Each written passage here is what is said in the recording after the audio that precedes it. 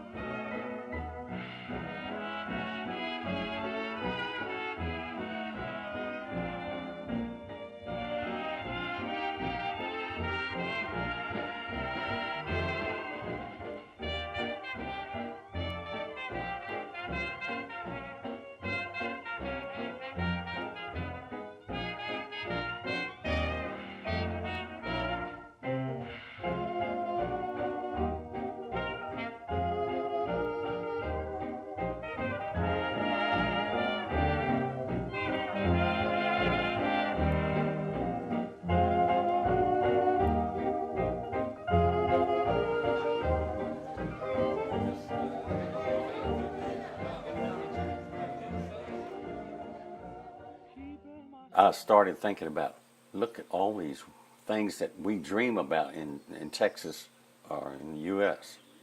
Original Henry Ford steel flatheads, differential transmissions, wheels, and all. And I thought, this is gold mine.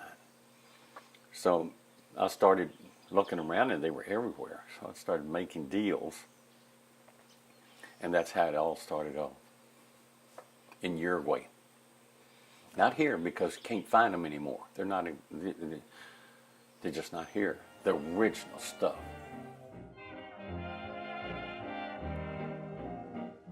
Rhett's got a really wide and deep collection, but here's just a quick random sampling of his collection, which includes a 1923 Ford Model T, a 1927 Chevy pickup, a 1929 Chrysler race car, a 1930s Grand Page Roadster, a 1932 Ford Deuce Coupe, a 1933 Ford Brewster Town Car, a 1933 Ford four-door Deluxe, a 1933 Ford Roadster, a couple of 34 Ford three-window coupes in deep red and also in tan, a 1934 Ford four-door from South America, a 1934 Ford Woody wagon, a 1938 Daimler-Benz, a 1939 Lincoln Zephyr with a V12 engine, a 1950 Mercury Barris, a 1955 Ford pickup, and a 1966 Ford Mustang.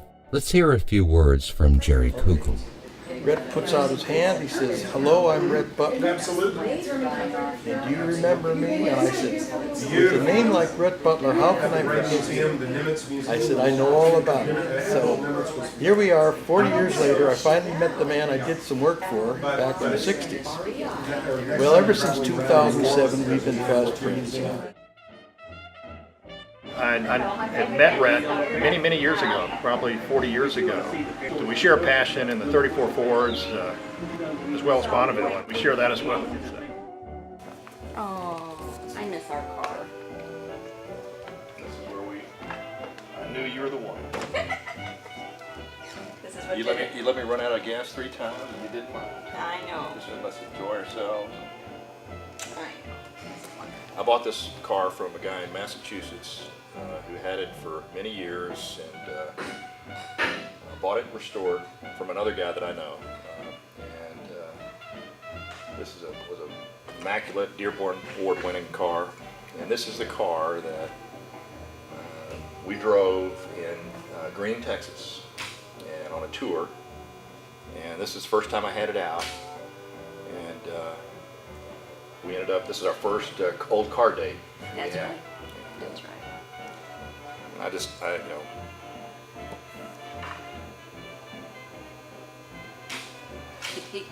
You get choked up, don't you? Yeah. He loves his car. well, I love you. Oh.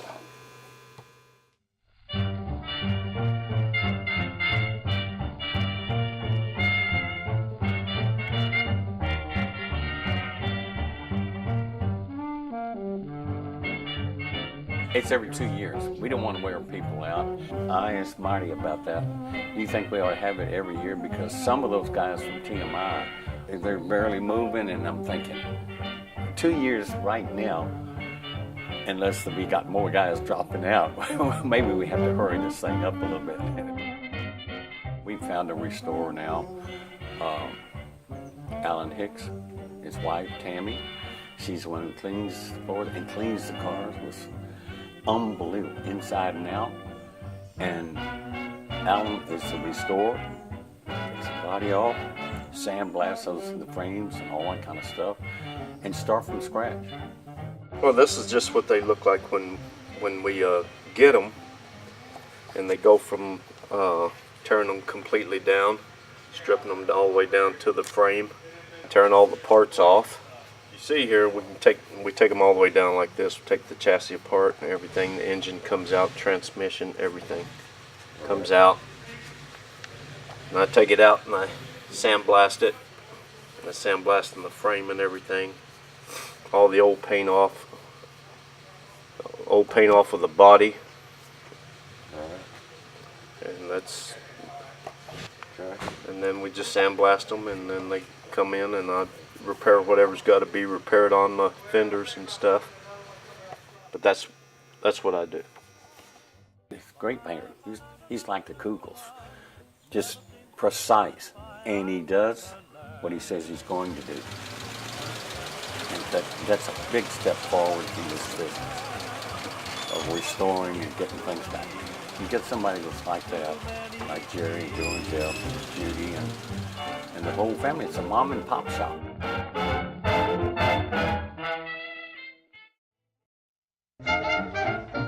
As the Car-B-Que name implies, the heart of the event is the cars and, of course, sharing some great Texas barbecue.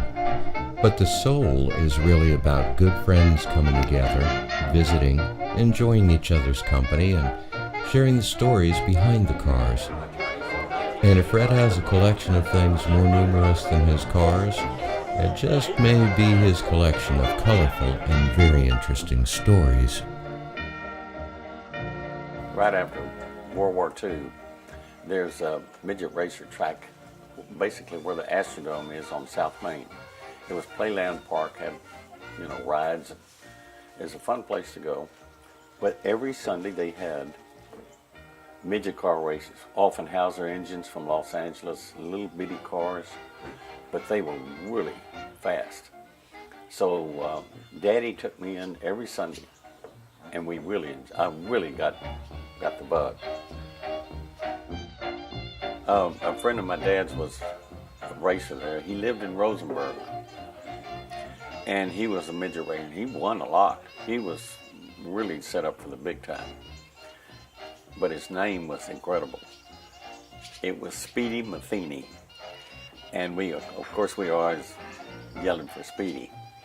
So he would win trophy dash and all that. And great guy, friend of the family's. And so one day he came by, he had his midget, and we only had gravel streets in Rosenberg. And we only lived like a block and a half from Speedy.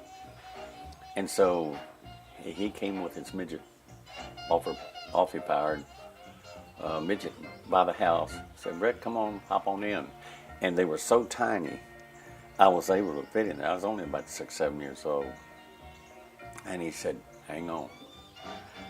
And he took off with that midget going around the corners in Rosenberg, throwing gravel all over the place.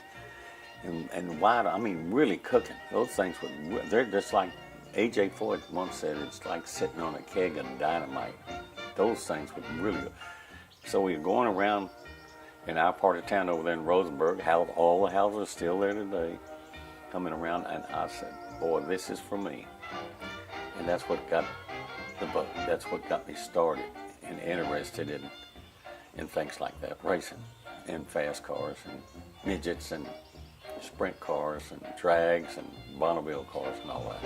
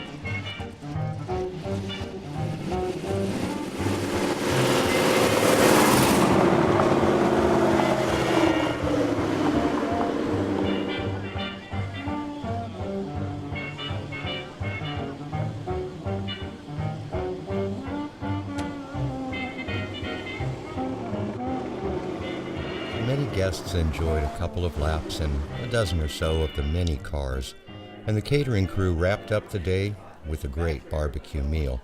At the end, Rhett and Mari rounded up some special gifts, all handmade in South America, and gave to all the guests. The ambassador is a former Marine in Vietnam. So don't mess with him. Wait a minute. You guys think of it? Is something there? Or you all hands stick. Thank you very much.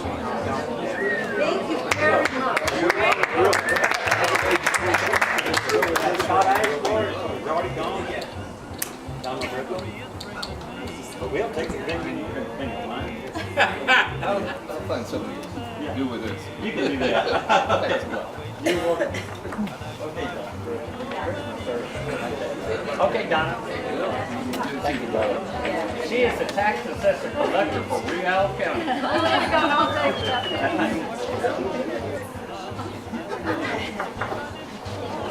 You're welcome.